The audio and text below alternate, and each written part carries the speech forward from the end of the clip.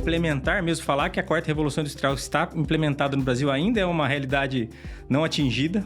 Não só para o Brasil, o mundo inteiro está começando a descentralizar as produções porque percebe uma única região.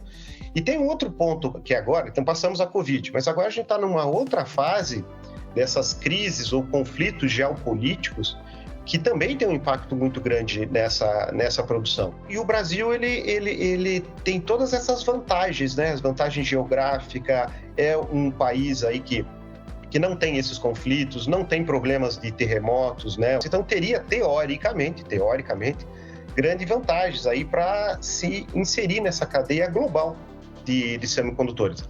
Então, isso tudo, infelizmente, faz com que, na hora que uma empresa, por exemplo, de fora tem que decidir onde colocar suas fichas, onde fazer uma produção, o Brasil tá ali na briga, né? A gente consegue uma coisa, mas infelizmente não é a primeira opção, não é aquilo que está caminhando para ser uma coisa. É preciso transformar ciência e tecnologia em lucro, né? Isso aí tem que gerar resultado, não paper.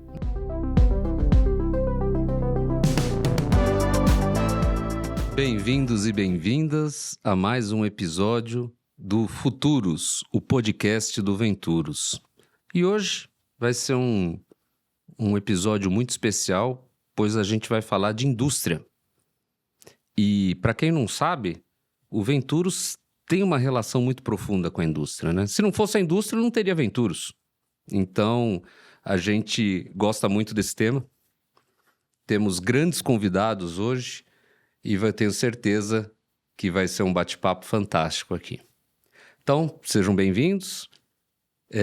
Para quem não conhece ainda o podcast, a gente está em todas as mídias. Acompanhe o Futuros no YouTube, no Spotify. Deixe o seu like, siga a gente. Se possível, coloca lá um comentário, o que você achou do episódio, o que faltou, o que você gostaria de ver. Pessoal, então para começar, eu gostaria de apresentar os nossos dois convidados. Primeiramente, Rodrigo Rodrigues, diretor da Canon Medical Systems. Não só um cliente, um parceiro, mas também conselho, né? Faz parte do conselho do Venturos. Rodrigão, obrigado. Obrigado por dispor aí de alguns minutos aí para poder conversar com a gente hoje. Seja bem-vindo. Obrigado. Por favor, se apresente aqui para o pessoal. Tá bom, vamos lá. Eu sou o Rodrigo e, como o Marcelo disse, eu sou o diretor industrial da Canon Medical. Eu trabalho na unidade aqui de Campinas, que é a unidade Fabril, né, de produção. E essa unidade está aqui desde 2012. Foi quando começamos aí uma parceria também com o Venturos, por conta, né, da lei de informática, do investimento de P&D, e isso tem sido muito frutífero até aqui. E agradeço novamente a oportunidade de participar. A gente que agradece. E conosco, direto de Curitiba, temos Marcos Marques, sócio fundador da consultoria Rocha Marques, também grande parceiro do Venturos, estamos juntos aí. Eu não vou falar mais de 10 anos, né, o Marcão, porque denuncia um pouco a nossa idade, né? Mas que vai mais de 15 vai, né? Mas enfim. Marcos, seja bem-vindo. Por favor, se apresente para o pessoal também. Obrigado, Marcelo. Sim, vai mais de 15 aí, né? Não precisa falar, mas o meu cabelinho branco aqui, acho que denuncia esse tempo todo aí que a gente está envolvido nesse assunto pesquisa, desenvolvimento e fomento à inovação. Obrigado pelo convite. É um prazer aí estar com vocês. Falando um pouquinho da Rocha Marques, né? Eu sou um dos fundadores da Rocha Marques, como o Marcelo comentou. Há 29 anos a gente atua com inovação. O nosso negócio é fomentar a inovação. E, nesse sentido, a gente trabalha com incentivos fiscais, lei de informática, como o Rodrigo comentou aqui no início da apresentação, a lei do bem, o próprio PADISA da área de semicondutores, e também com a captação de recursos FINEP e BNDES, que também, imagino, vai ser um tema aí do nosso bate-papo hoje, né? Principalmente as novas ações aí do governo nesse sentido. Então, de novo, obrigado pela oportunidade, é um prazer estar aqui batendo papo nesse sentido com vocês, principalmente falando da indústria, que, como o Marcelo disse, também é o nosso negócio. A gente atua fortemente aí na indústria, ajudando a utilizar esses mecanismos e com os institutos de pesquisa, com o Venturos aí, que é um parceiro de longa data. Obrigado mais uma vez. Obrigado, pessoal. Eu vou começar a pergunta aqui e até com uma reflexão. O pessoal fala que o século XX começou após as grandes guerras. É aí que começa mesmo o século XX, né? Que aí a gente consegue estabilizar a Revolução Industrial, tudo, e o mundo dá uma engatada para frente. E muita gente já está falando que o século XXI começou só depois da pandemia. É uma reflexão bem interessante, né? Então, nesse contexto, Rodrigo, eu queria começar com você. Como que foi, né? É assim, a gente sabe que o mundo mudou, né? Mudou muito. Como um todo, não foi só o Brasil, né? Mas como que foi o impacto para a indústria da pandemia? Como que está sendo esse pós-pandemia aí para a indústria? Diga aí pra gente, o que você acha? Bom, a pandemia, né, pegou a todos, né, de forma inesperada, né? Um belo começo de ano, que todos pensávamos que seria mais um ano. Foi uma coisa realmente bem impactante. Bom, para a indústria, né, a gente viu... Primeiro, todo mundo parou para ver o que estava acontecendo, desacelerou. A questão do pessoal de escritório, né, já entrou na questão do isolamento e home office. As empresas, as fábricas em si, né, elas tinham que pensar o que ia fazer. Aqui não dá para parar, não existe home office para quem produz, né? Sim. E então foi uma coisa meio que tardia essa parada. Vamos entender primeiro, vamos mudar os locais de trabalho, vamos tentar isolar o pessoal. Claro que houve um impacto em cima disso, né? E logo em seguida, né, veio toda a questão de falta de componente. A questão de produção de semicondutor sempre foi um ponto sensível pela concentração ali, né? Falando de Ásia, falando de Taiwan e tudo mais. E quando começou a pandemia, foi uma questão de tempo até acabar toda, né? E começar a cair o fornecimento de componentes. Na nossa área, né? Da área de dispositivos médicos, isso foi um pouco depois ainda, porque a gente teve essa sorte, vamos dizer assim, porque a nossa área de produção não é produção de escala, são equipamentos mais caros, maiores, então, e o pessoal, por ser área médica, tem uma questão de regulatória muito forte, o pessoal, eles tentam fazer um estoque do chipset ali possível para que não tenha que revalidar o sistema, então tinha um pulmão ali de componentes. E a gente viu toda a indústria, especialmente automobilística, né, sofrendo muito com isso. Até hoje, né? Ainda, né? Com restícios, né? Então, você via empresas aí renomadas escolhendo entre eu não fornecer o carro ou fornecer com uma central multimídia muito, muito aquém do esperado para o padrão daquele carro. E aquilo foi sem a gente saber, né? Onde que ia terminar isso. Felizmente, né?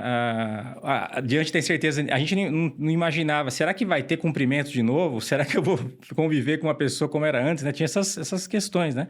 Felizmente, a questão das vacinas foram reduzindo os casos e tivemos, infelizmente, muitas mortes. Acho que todo mundo aqui teve pessoal próximo, parente que, né, perdeu. E agora a gente veio uma retomada, né? A nossa área, especificamente durante a pandemia, foi uma área que acabou crescendo porque a tomografia era um principal ferramenta de diagnóstico aí para os casos de Covid. Mas ainda assim vemos restícios de faltas, escassez, né? Melhorou muito, mas sem dúvida ainda ainda em crescente, é uma crescente. E agora vamos ver qual seria a solução para essa questão dos semicondutores, essa centralização, né? O fato de a gente aqui no Brasil, né, Estados Unidos, qual é o grau de produção desses itens, então é uma coisa agora a ser respondida, né? Para evitar o que aconteceu aconteça novamente. Ô Marcos, você é um cara que sempre teve muito envolvido, né, com essa questão dessa indústria de semicondutores, né? E eu escutei umas 3 vezes o Rodrigo aqui falar de semicondutores, né? E é fundamental, né? Tudo hoje é eletrônico, né? Não tem praticamente um produto, sei lá, acima de $100 que não tenha algum chip envolvido.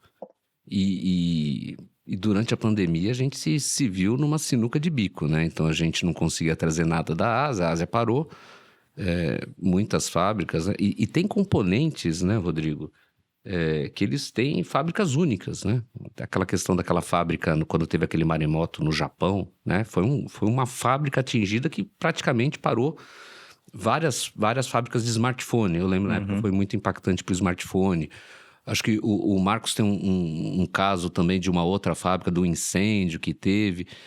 Marcão, dá para a gente continuar no Brasil com essa dependência? A gente tem Padis, né? Para quem não sabe, Padis é um fomento para quem produz semicondutores, né? A gente já teve algumas fábricas de semicondutores, abriu, fechou, abriu. A gente, cada mês é uma surpresa, né, Marcos? Mas como que você vê essa questão da indústria de semicondutores no Brasil, Marcão? Tá bem complicado, né, para poder... Porque é uma indústria base para outras indústrias, né? Como que você vê o cenário brasileiro hoje? Marcelo, essa pergunta é bem importante, na verdade, porque na minha particular opinião aqui, o Brasil tem algumas crises de identidade em relação a esse tema, né? Eu sou de uma época lá da antiga Icotron, que fazia componentes ainda no Rio Grande do Sul, depois foi para Manaus e etc. A gente já teve políticas nesse sentido, né, de uma indústria local. Tentamos trazer grandes founders, inclusive, para fabricarem aqui no Brasil, mas aí não foi viável por uma série de questões. Uma delas é o nosso custo Brasil, a nossa burocracia, a questão tributária também. Não estou falando só da carga tributária, mas da gestão tributária. Então, tem alguns fatores aí nesse sentido. Mas quando eu falo em crise de identidades, é porque a gente teve, por uma iniciativa muito interessante do Ministério da Ciência e Tecnologia, um tempo atrás, o projeto de microeletrônica, que tinha como intenção capacitar aqui, ou pelo menos fomentar uma capacitação interna no desenvolvimento desses circuitos. Já que era difícil trazer fábricas, indústria, puxa, vamos focar então no desenvolvimento. E aí foi um projeto que teve sim seus propósitos, seus resultados, né, pessoas capacitadas. Depois tivemos a Ceitec no Rio Grande do Sul para fabricação de componentes, o próprio Padis, mas ainda nós estamos no meio do caminho. A gente ainda não sabe direito o que a gente vai querer fazer. Eu sei que o governo lançou recentemente um programa de revitalização do Padis, colocando 100 milhões de reais para fomentar essa indústria, né? Mas aí a gente pega grandes players, né? Nós estamos falando de bilhões, a carga é de bilhões, né? Os Estados Unidos mesmo está com subsídios aí e empréstimos subsidiados da ordem de 11 bilhões para uma empresa asiática. Então, os volumes são muito grandes. Então, eu particularmente acho que a gente deveria focar nessa capacitação e desenvolvimento de circuitos, mesmo que a fabricação ainda não possa estar aqui, né? E também, Marcelo e Rodrigo, eu acho que a gente está passando uma onda agora que a gente deveria aproveitar muito bem. A Covid, como vocês comentaram aqui, foi uma delas, né? Porque verificou-se essa dependência asiática na produção de semicondutores, não só para o Brasil, o mundo inteiro está começando a descentralizar as produções porque perceberam que não podiam ficar na mão de uma única região. E tem um outro ponto que agora, então passamos a Covid, mas agora a gente está numa outra fase dessas crises ou conflitos geopolíticos que também tem um impacto muito grande nessa produção. Então, e o Brasil, ele tem todas essas vantagens, né? As vantagens geográficas, é um país aí que não tem esses conflitos, não tem problemas de terremotos, né? Os sérios problemas de terremotos. Então, teria, teoricamente, grandes vantagens aí para se inserir nessa cadeia global de semicondutores. Mas a gente precisa arrumar muita coisa nesse sentido, né? Como eu disse, carga tributária, infraestrutura, tudo isso é a base para que você possa ter uma indústria sólida. Sem falar na segurança jurídica. Esses são grandes investimentos que o retorno é de longuíssimo prazo. Então, se não tiver uma segurança de que a indústria terá condições de ter o retorno desse investimento, é difícil você tomar uma decisão dessa monta e investir aqui, né? Com certeza. Depois a gente pode até voltar sobre alguns aspectos aqui que você falou, mas eu queria engatar uma outra pergunta agora, que é com relação à nossa competitividade, né, Rodrigo? Então você é um cara, diretor industrial, você vê muitos problemas acontecerem, mão de obra, insegurança jurídica, é muita coisa no Brasil, né?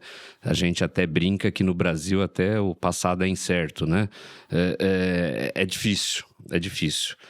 Mas se eu não me engano, o Guilherme, né? Ele passa todo um roteiro, né? Eu leio, mas eu esqueço, né, Guilherme? Então, é normal. Então, mas assim, a gente estava falando no último ranking de competitividade, né? Que o Brasil estava em 10º e caiu para 16º. Foi isso, né, Guilherme? Acho que foram esses dados, né?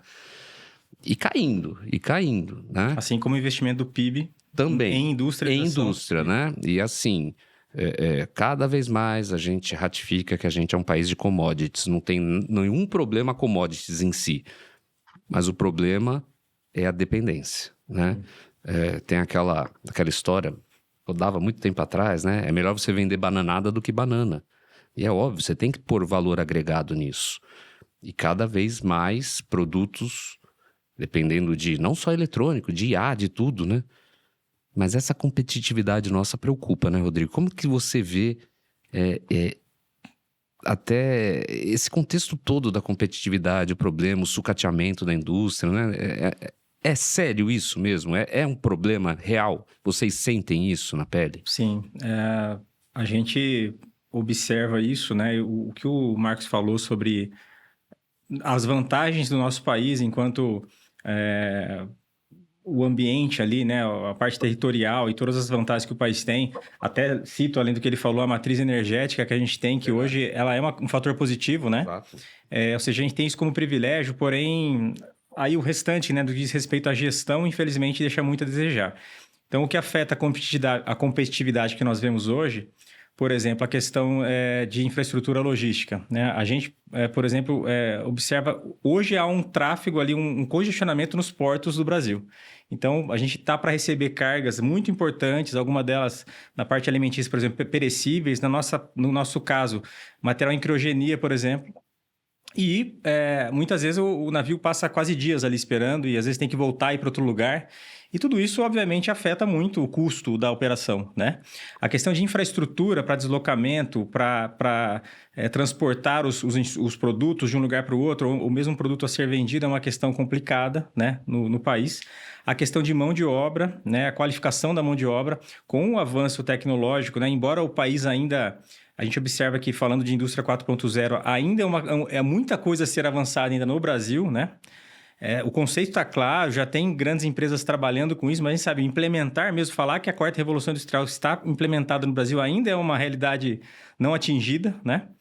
Então, essa parte de qualificação, a tecnologia com a evolução faz com que, por mais que tenha inteligência artificial entrando e tudo mais, requer profissionais mais antenados, mais qualificados para isso. Automaticamente, a gente tem, infelizmente, um grau de qualificação no país também deixando a desejar. Então, o Marcos citou a parte de insegurança jurídica. Eu, por exemplo, trabalho... A nossa empresa, que é de uma matriz japonesa, a gente tem um desafio muito grande para a gente conseguir explicar as questões que passam por aqui. Então, os orientais, eles são muito mais objetivos, a questão do sim, do não, vai acontecer, não vai acontecer. E a gente aqui, infelizmente, não consegue afirmar pouca coisa nesse sentido, né? Do que a gente está propondo ali. Parte fiscal, a quantidade de pessoas para trabalhar numa área fiscal no Brasil, comparada com a quantidade de pessoas absurda, fora, né, do país, não é assim um pouquinho maior. É uma coisa, né, fora do razoável. Então, isso tudo, infelizmente, faz com que, na hora que uma empresa, por exemplo, de fora tem que decidir onde colocar suas fichas, onde fazer uma produção, o Brasil está ali na briga, né? A gente consegue uma coisa, mas, infelizmente, não é a primeira opção, não é aquilo que está caminhando para ser uma coisa ainda muito clara e muito fácil de se escolher, né? Então, e essa falta de produção de componentes e tudo mais, realmente só a pesquisa, só a inovação e só investimento em tudo isso, na infraestrutura, em tudo mais, vai trazer essa competitividade de volta, ou voltar a ter o patamar, pelo menos o que era, né, alguns anos atrás, 10 anos atrás, para o que a gente espera aí como aceitável, né? Legal. Ô Marcos, eu vou emendar uma pergunta agora que... Existe um remédio hoje que está sendo proposto, né? Então, no final do ano passado, no começo desse ano, teve essa discussão do Nova Indústria Brasil, né? Que é o novo programa industrial brasileiro, baseado em metas, baseado em como a gente tira esse problema da competitividade. Ele tem vários pilares, né? ESG, agro, enfim, saúde, tem algumas áreas estratégicas, né? E também descarbonização, enfim, tem uma série de pilares, você olha, são bem interessantes, né? E aí, ô Marcos, tem programas, tem editais aqui, tá? Hoje tá todo mundo numa correria, né? Todos esses editais, por exemplo, da FINEP, eles pedem para as empresas estarem junto com o ICT, né? O Instituto de Ciência e Tecnologia, para quem não conhece, o Venturos é um ICT, prazer, Muito prazer. né? Muito prazer, sou ICT. Então a gente está trabalhando bastante nisso, ajudando, né? Até consultoria, né, o Rodrigo? Porque às vezes não dá, né? O pessoal quer fazer um negócio, mas a gente fala, ó, esse não é um projeto que vai dar certo, mas... E aí, Marcos, esse Nova Indústria Brasil, é por aí mesmo, né? É um passo para a gente tentar atacar esse problema que a gente tem da indústria? Marcos conhece tantos programas, né? Ele que... A vida dele... São programas. De São 6 em 6 meses eles são atualizam os PowerPoints da Rocha Marques, todo programa que tem, né? Mas é isso aí, Marcão. É isso mesmo, Marcelo. Eu vejo assim, toda iniciativa é válida, tá? Esse programa é um programa bem amplo, complexo, até 2026, pelo menos o roadmap dele de atuação. Nós estamos falando aí de 300 bilhões de investimentos geridos principalmente pelo BNDES e uma parte deles pela FINEP, quando se trata aí de programas de inovação. E ele tem alguns pilares, além desses investimentos, no caso de fomento à inovação, com programas reembolsáveis, nós estamos falando de TR mais 2%. Então, hoje, dificilmente você vai encontrar uma captação de recurso num programa de inovação com uma taxa mais barata do que essa no mercado hoje. Então, o governo tá bancando também esse recurso dentro desse programa do NIB, Nova Indústria Brasil. Além das compras governamentais. Então, um dos terceiros pilares desse programa é o governo fomentar as compras públicas, baseados em regulamentos que vão ser feitos e tal, para puxar essa indústria e toda a cadeia que vem por trás.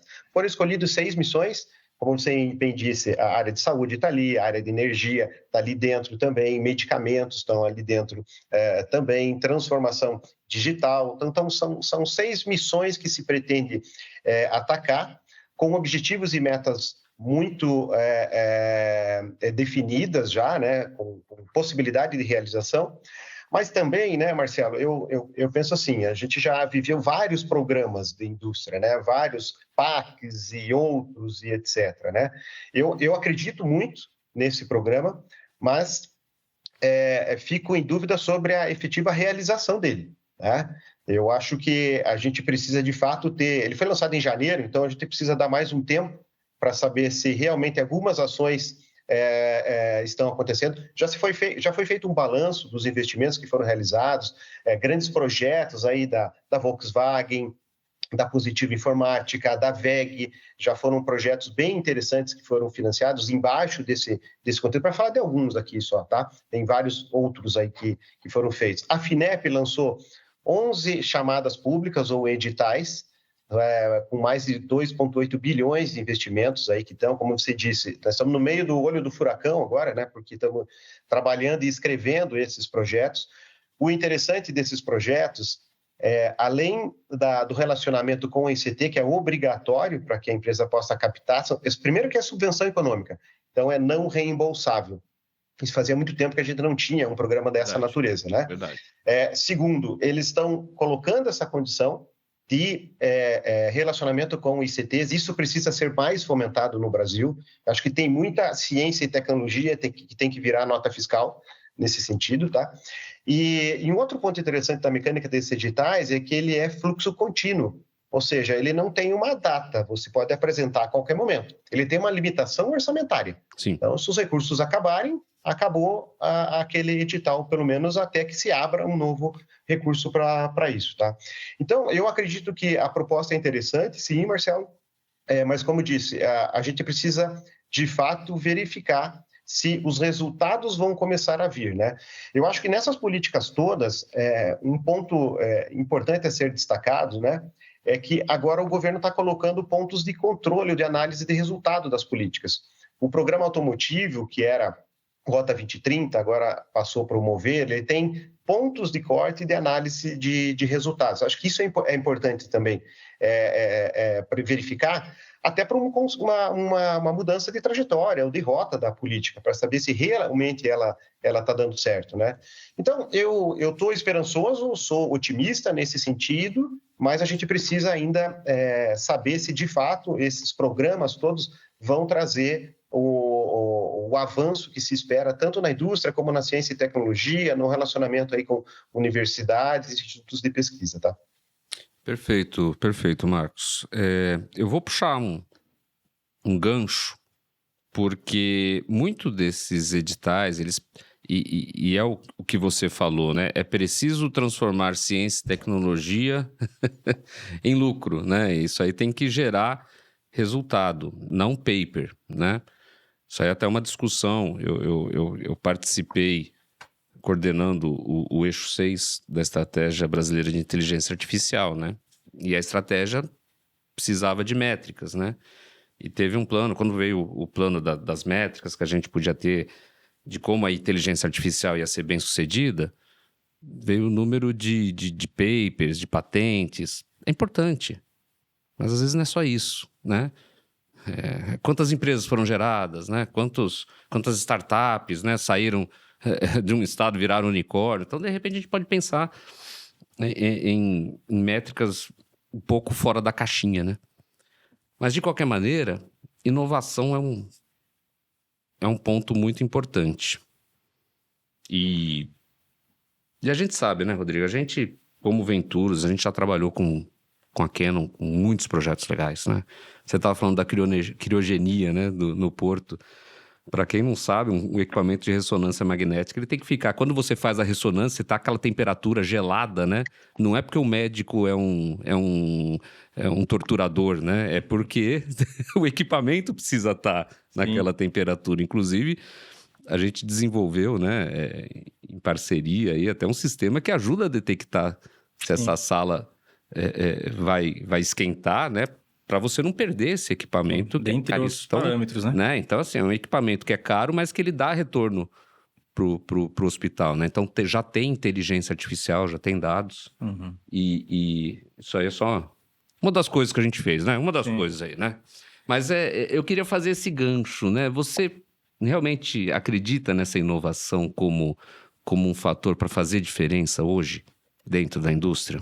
Sim. Bom, a inovação começa no produto, né, que é o que você destacou. Então, essa questão, por exemplo, de criogenia, né? Hoje a gente está falando de transportar já sem a criogenia e aí você fazer o abastecimento do magneto, né, depois. Então, já é um jeito de inovar esse transporte, né?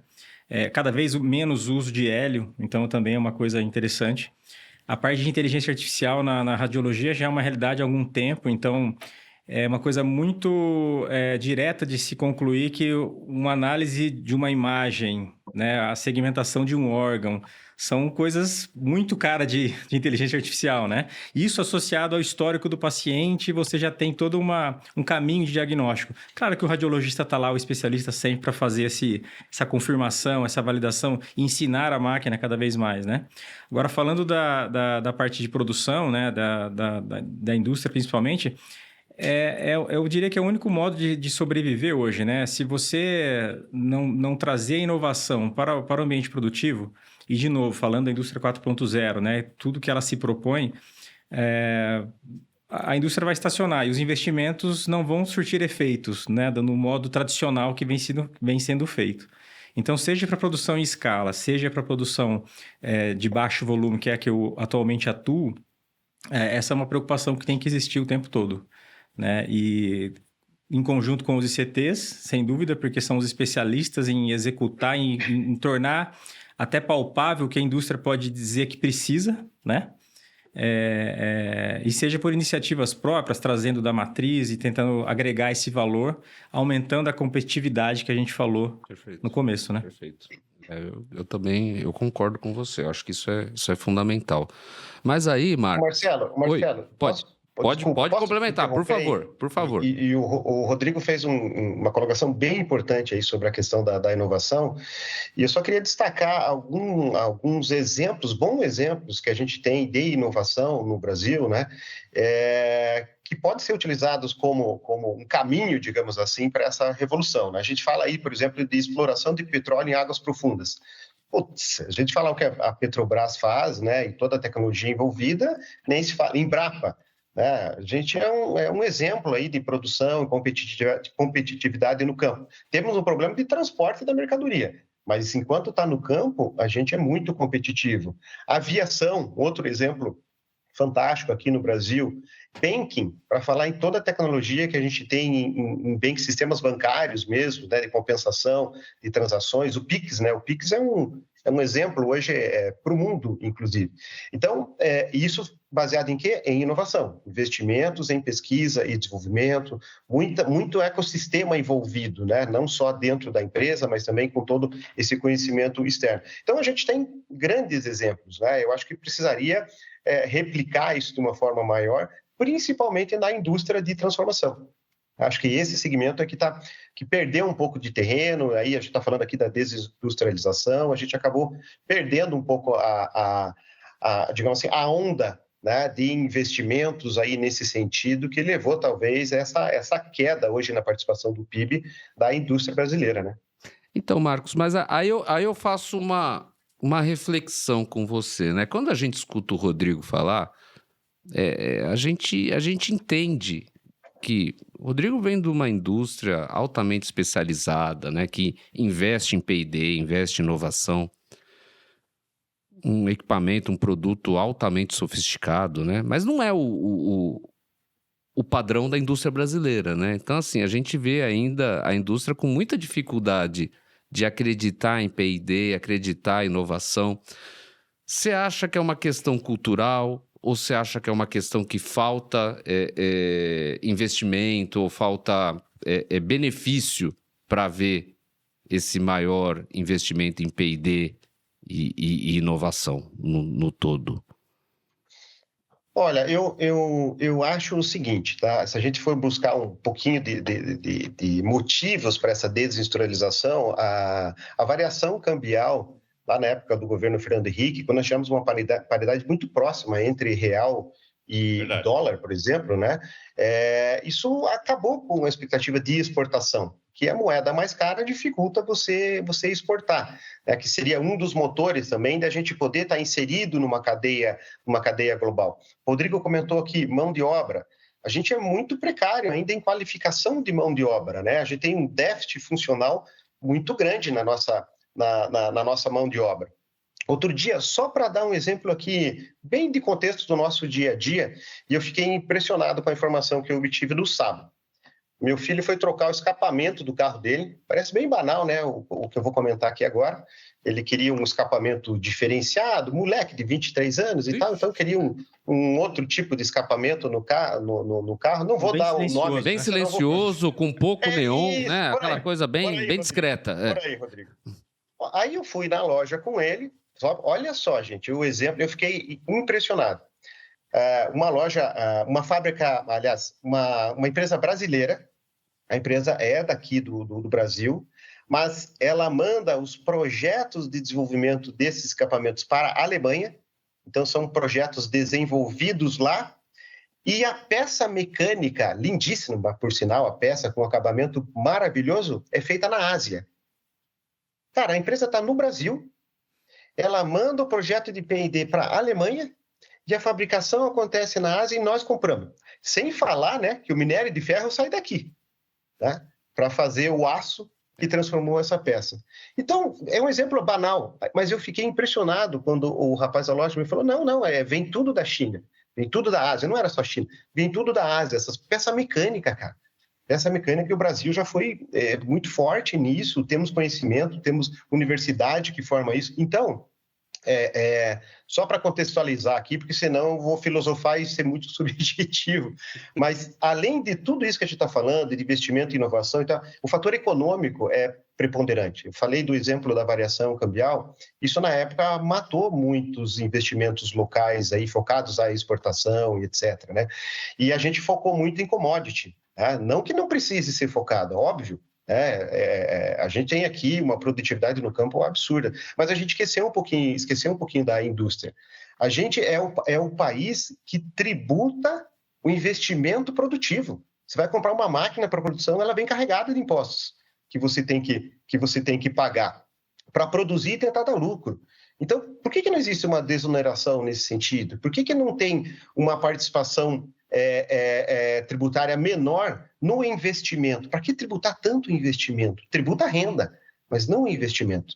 Então, também tem esse contexto econômico, fiscal, aqui na minha particular opinião, e humilde opinião aqui, que simplesmente nessas últimas décadas dificultou muito a indústria local. A competitividade lá fora se tornou absurda, gente. Absurda. Os preços chegam aqui muito mais barato, saindo, como eu disse, o minério de ferro daqui, voltando à peça, né? Ou saindo todos os derivados da soja, né? A soja vai e voltam derivados para cá para a gente comprar com valor agregado maior, né? Então, teve um pedaço da história aí que, infelizmente, a gente acabou perdendo. Rodrigo, acho que o Marcos trouxe alguns pontos interessantes, né? Então, alguns problemas que a indústria sofre, né? Não só a questão do investimento em P&D, né? Esse custo Brasil, essa nossa questão da tributação, câmbio, tudo, é muito problema, né? Com certeza a gente tem vários desafios, mas o que mais, na sua opinião, pode ser feito para melhorar a nossa indústria aqui? Bom, essa é uma boa pergunta. Eu acho que essa questão primeiro, né? Acho que esses programas todos que estão sendo oferecidos, isso que o Marcos falou é interessante. Eles têm que ter uma verificação, né, da sua eficácia, da sua aplicabilidade, para que possa ser monitorado se o objetivo dele está sendo cumprido. E não simplesmente oferecer o dinheiro, criar uma regra rígida para a pessoa se habilitar aquilo, para a empresa se habilitar aquilo e tudo bem, o processo se encerra aí, né? Não pode ser achismo, né? Esse programa ele tem que ter uma boa base de estudo e de verificação, né, da sua eficácia. A gente espera que esse programa do Inova Brasil tem essas características que a gente está falando, ele parece ser completo, né? Eu estava lendo que ele foi baseado num estudo de uma italiana, que é professora da Inglaterra, a base de estudo dele. Tem referências de aplicação, né, dos investimentos baseados no estudo da Europa também, do que é aplicado na Europa. Então, a gente espera que esse tipo de programa ele se perdure. De novo, vou falar aqui de segurança jurídica, ou seja, o que a gente viveu, né, na lei das TICs, então a gente não quer passar de novo pelo que foi lá todo aquele contencioso, pela reformulação que aconteceu e o risco durante esse período, a gente tendo que reportar isso para a nossa matriz. Então, é muito importante que todas as bases jurídicas estejam muito bem definidas, né, para que a gente realmente colha o que é proposto, né, pelo governo. No mais, né, eu lembro aqui que o Marcos falou sobre o imposto de um investimento, né, por exemplo, feito na indústria, né? É interessante porque a gente vê, ao mesmo tempo que há esse imposto, pelo menos teve uma contrapartida recente, que é a PEC 2 de 24, que é a aceleração da depreciação, né? Claro que ela não deve ser tão... Acho que não vai trazer o mesmo efeito que seria uma desoneração, né? Mas ao menos a gente tem alguma coisa nesse sentido. E vamos torcer aí, né? Acho que o Marcos também pode falar um pouco aí, talvez, da PL que está circulando também, que é a postergação da lei das TICs aí, que é muito importante isso para o país também, né? A gente ter essa continuidade. Quantas empresas estão situadas aqui no Brasil por conta desse programa? Verdade. Então, a mesma postergação que foi feita para a Zona Franca ser aplicada aqui, eu acho que é uma situação fundamental para a gente continuar e aumentar essa competitividade, manter, né? Pelo menos o que temos, né? Até agora. Eu estendo a pergunta para você, Marcos. O que mais? Não, maravilha. O Rodrigo rolou aqui, eu vou ter que chutar agora, cara. Que, de fato, realmente nós estamos vivendo aí a renovação de duas leis bem importantes que estão no nosso contexto da nossa conversa, que é a Lei de Informática, né? Ela tem um vencimento hoje previsto até 2029, mas no ano que vem ela já começa a ter um decréscimo de incentivos fiscais, por isso a discussão já nesse ano. Está em pauta aí uma prorrogação até 2049 ou 2050, tem 2 projetos de lei que estão tramitando, que agora foram apensados para se tomar uma decisão. Espera-se que tenha uma decisão até o final desse semestre, o comecinho do próximo semestre, porque depois a gente entra também num período eleitoral, né? E aí as decisões no Congresso ficam um pouquinho mais difíceis. A Lei de Informática é uma lei que tem hoje um ecossistema absurdo, envolve uma série de empresas, pessoas e instituições. Estamos aqui falando, inclusive, o Venturos, Exato. Principalmente, né? Um dos grandes players aí nesse incentivo fiscal trazido pelas indústrias. E lá no passado, gente, eu lembro bem que a Lei de Informática, estou falando lá de 92, que é o decreto, depois todas as modificações que houveram, a gente tinha ela foi benéfica por uma questão do mercado cinza, para vocês terem ideia, tá? E reduziu muito o mercado cinza de alguns componentes, alguns insumos de lei de informática. E nós estamos vivendo hoje um outro momento, principalmente na área de celulares. Vocês sabiam que no ano passado, 1 de cada 4 celulares que foi vendido em marketplaces, né? Produzidos ou comercializados por empresas do exterior, muitas vezes alguns smartphones que nem tinham aprovação Anatel. A Bini está batendo bastante nessa questão e tudo mais. Por quê? Por causa dos preços. Né? Então, os aparelhos acabam entrando, uma série de regulamentações não atendidas, né? Que talvez não se adequem à nossa infraestrutura de tecnologia da informação, mas estão sendo comercializados. Então, essas legislações, o pessoal fala muito e critica as proteções, né, setoriais, etc. Mas o mundo inteiro faz isso. Eu ia comentar isso. O mundo inteiro faz isso. A gente está fazendo uma defesa aqui hoje de um ecossistema que é exemplo hoje em termos de promoção da indústria, porque ele preconiza a produção industrial local, toda uma cadeia de suprimentos, e também a pesquisa e desenvolvimento. O foco principal é a pesquisa e desenvolvimento, é a interação com universidades. O PADIS, que é o outro projeto de lei que também está em pauta, para também ser prorrogado até 2049. Semicondutores, é o que a gente falou no início aqui da nossa conversa, né? Ter uma política de apoio aos semicondutores. E tem uma terceira legislação que está sendo discutida já há algum tempo. No ano passado ganhou uma velocidade maior, inclusive, que é a Lei do Bem. A Lei do Bem ela é transversal, ela não é setorial, e ela é hoje uma das principais legislações de fomento à inovação tecnológica, né? E está com uma proposta muito interessante de ampliação dos mecanismos, ou principalmente de correção do mecanismo, quando a gente fala da questão do lucro ou não lucro para a utilização de incentivos. Não vou entrar em todos os detalhes aqui, que acaba entrando na questão mais técnica. Mas são mecanismos, gente, que já se mostraram de bom resultado para o Brasil, para principalmente consolidar esse ecossistema de inovação. Então, acho que a gente precisa realmente gastar energia nisso para, pelo menos, manter o que já foi conquistado. Né? E, principalmente, falando aqui de lei de informática, como o Rodrigo comentou, para evitar uma disparidade aí regional entre Zona Franca de Manaus e o que acontece no restante do Brasil. Também. Isso é importante. E eu só vou reforçar um ponto que você falou, o Marcão, porque o mundo inteiro tem leis de proteção. Então, assim, não interessa se você é mais à esquerda, mais à direita, qual que é a sua corrente política, porque, olha, tem de todos os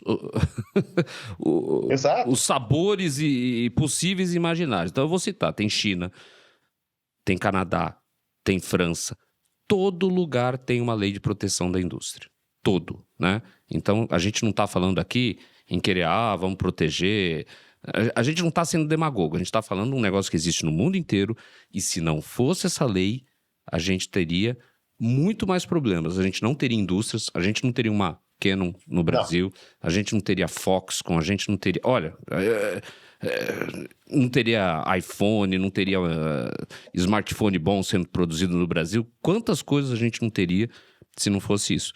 E mais, eu lembro, vou te citar um exemplo, quando eu eu fiz Unicamp.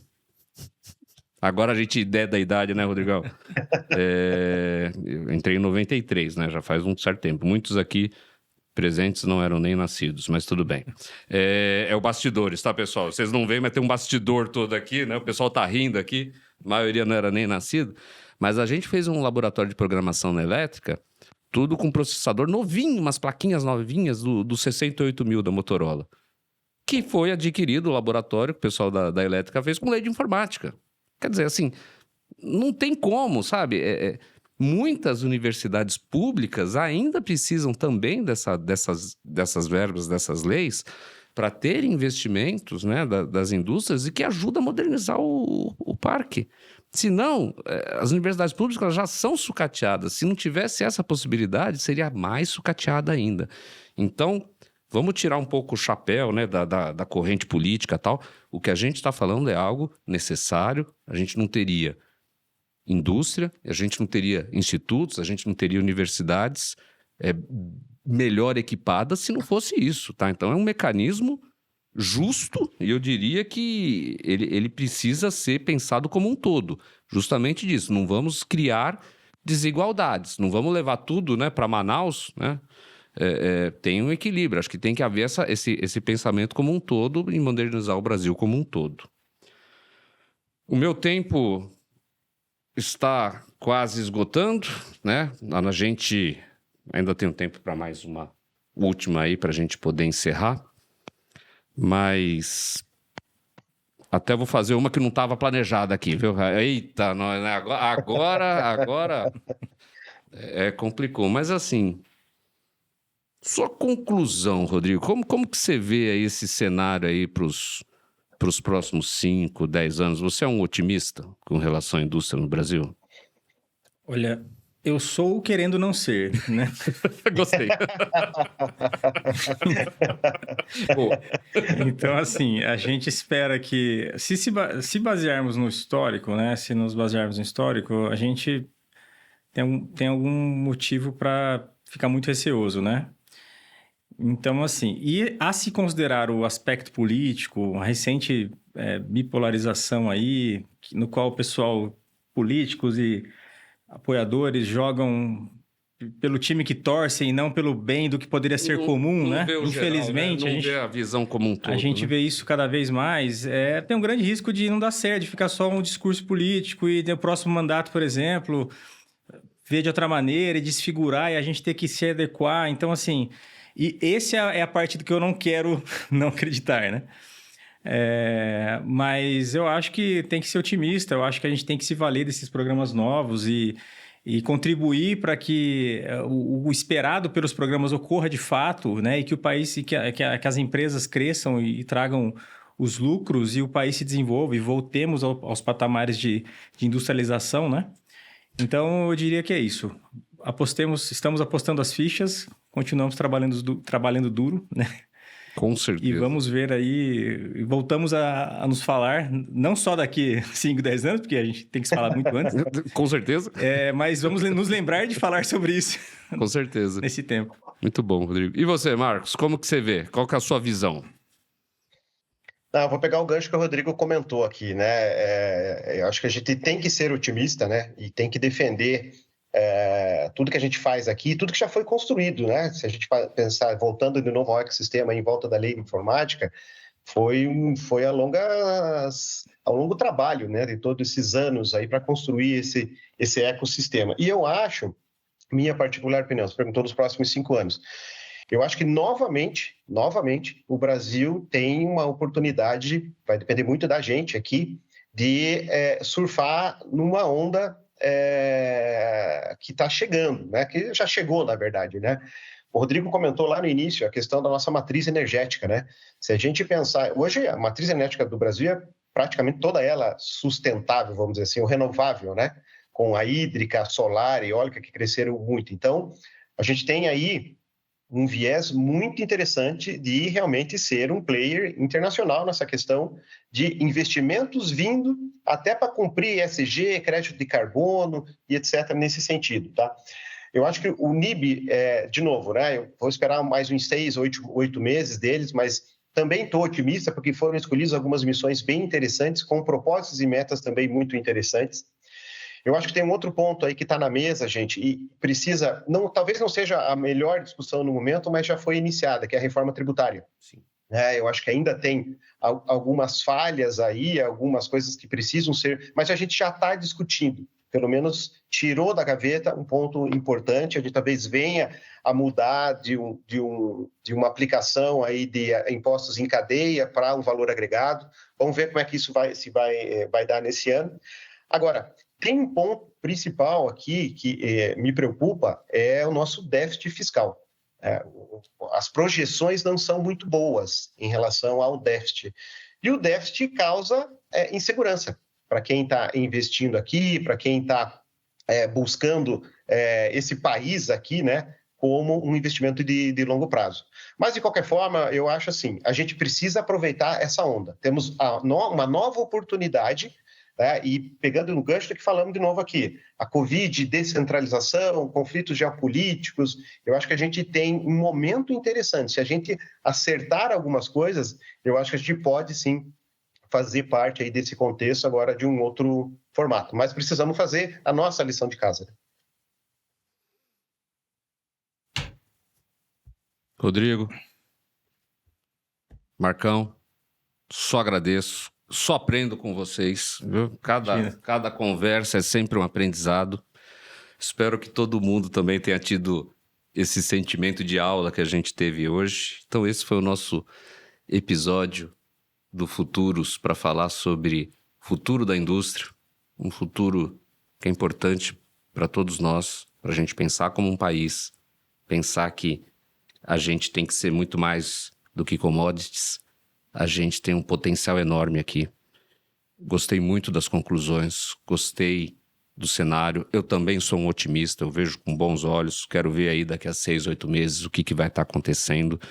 E é sempre essa perspectiva positiva. Acho que a gente está aqui... Futuros, né? Futuros é um nome do nosso podcast super positivo, né? Ele pensa no futuros, ele pensa no venturos, né? Venturos é futuro em latim, é aquilo que está por vir. E a gente compartilha dessa opinião. Muito obrigado a todos, a todas. Não deixe de dar o like, não deixe de comentar nas nossas mídias sociais e fique acompanhando que sempre vai ter um episódio novo bacana para vocês. Muito obrigado.